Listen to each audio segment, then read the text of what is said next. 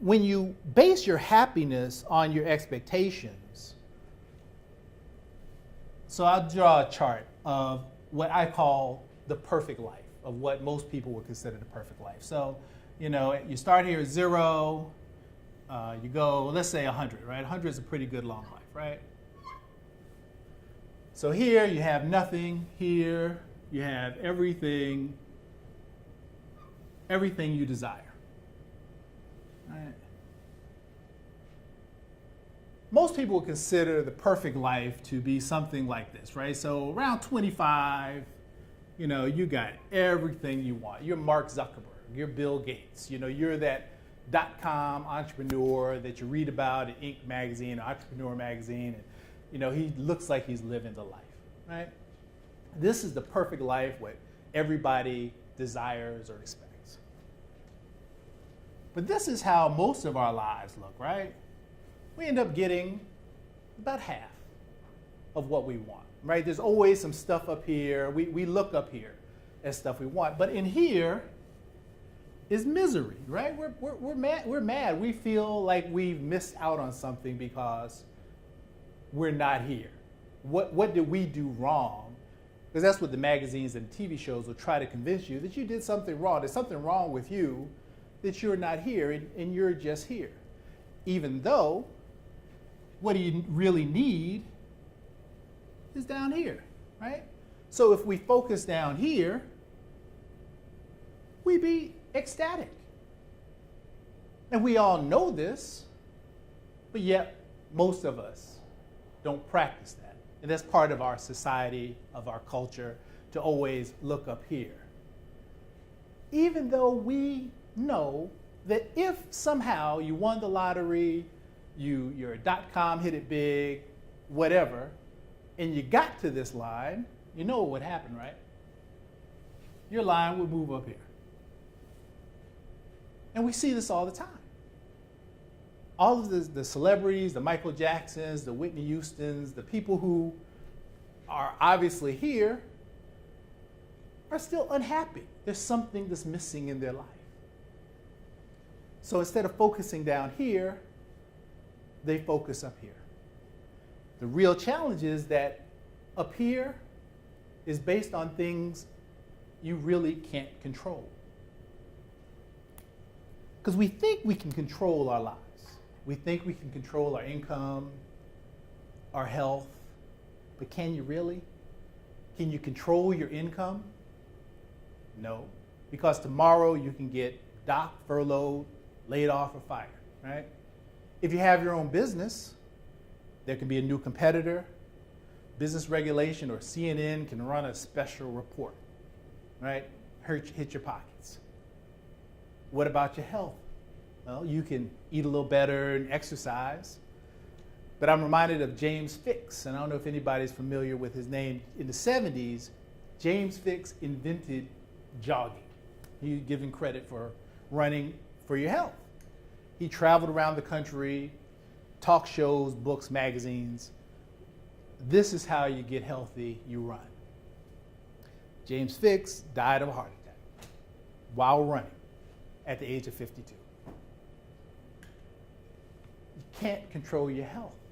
Your relationships, can you control how people feel about you, who loves you? I think we all know the answer to that. The only thing in this world you can control is how you feel about things, right? Things are going to happen. Good things, bad things. But how do you feel about those things? Your car breaks down, you lose your job, you get a bad diagnosis. You have to give yourself permission to feel okay. And I know you're saying, Ray, okay, now you've lost it. When bad stuff happens, I'm going to feel bad. That's just the way humans are. I want to give you a couple of strategies to help you with how you feel about or how you process the events in your life. Many years ago, there was a great king of a huge, sprawling land. He had everything his heart desired. But over the course of the last year, he had grown sad. Nothing he owned brought him any joy. His gardens, his castles, his jewelry, his stables, nothing brought him any joy, any pleasure. And he grew sadder and sadder over the months till he finally made a decree that anyone who could bring him a gift that brought him joy would inherit half of his kingdom. Well, people came from miles around. And they brought him animals and fine garments and beautiful jewels and toys and trinkets and machines. Nothing brought the king any joy. And then one day, a peasant came to the castle. He approached the king and gave him a simple ring. Just a simple gold ring. And at first the king was angry. Fool! Why would you bring me a ring? Do you know how many rings I have? I have diamonds and gold and platinum and silver. They don't bring me any joy. Why do you think your ring would be any different? And the peasant replied, my liege, it's not the ring, it's the inscription written upon it. And the king held it up to the light, and the ring simply said, this too shall pass. The king was confused. Well, what am I supposed to do with this? What does this even mean? And the peasant said, King, simply wear the ring for a time, and you will see. The king was intrigued and agreed to wear the ring. About 6 weeks later, one of the king's soldiers came to the peasant's home and said, hurry, the king wants to see you now. The peasant rode to the castle, and as they arrived, he approached the king again and said, my liege, you summoned me? And the king said, 2 weeks ago, my son became very ill. And despite all of the best efforts of my doctors and my medicines, he continued to grow sick, and he died. He was my oldest. He was my heir. He was my heart. And already being sad, I grew despondent, nigh inconsolable. But through my tears, I looked at my hand. I saw your ring. And when I read the inscription, I felt peace. And in that moment of peace, I realized that that was what I was searching for. I thought I needed pleasure. I thought I needed joy, but I had plenty of that. What I did not have was peace. And so, thank you, and I give you half of my kingdom. The point of this story is that every problem you have is temporary. It will resolve itself. Can you think of one problem you had 10 years ago that you still have today? Probably not.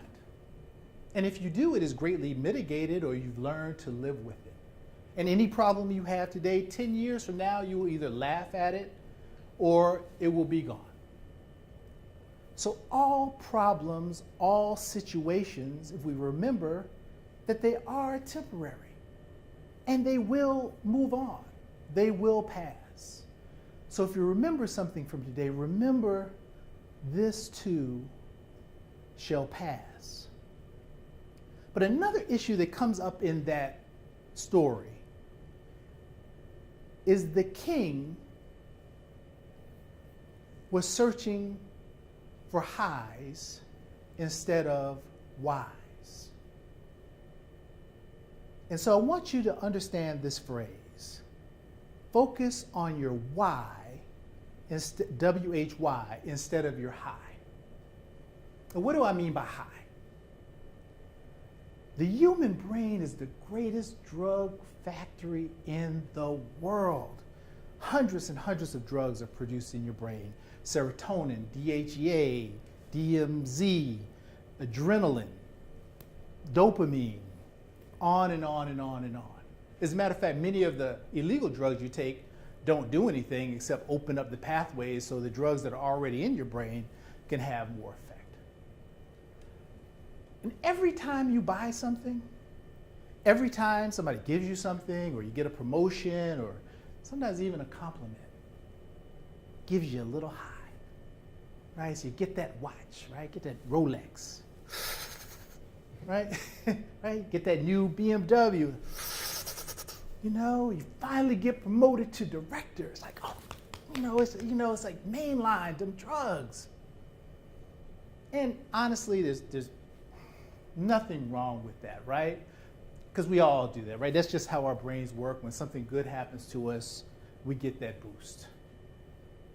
But the problem is when you go from being a recreational user to walking up MLK at 2 in the morning,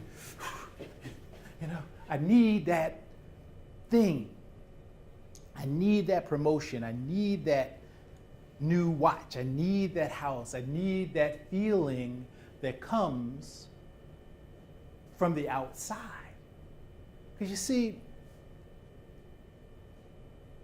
getting fulfilled from things that are outside of your body is like being hungry and taping a sandwich to your stomach, right?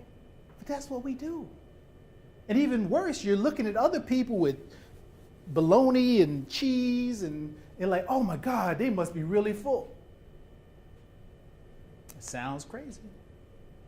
But that's what we do. The people who have nice things quite often are feeling the worst inside. So don't get trapped in your high. Focus on your why.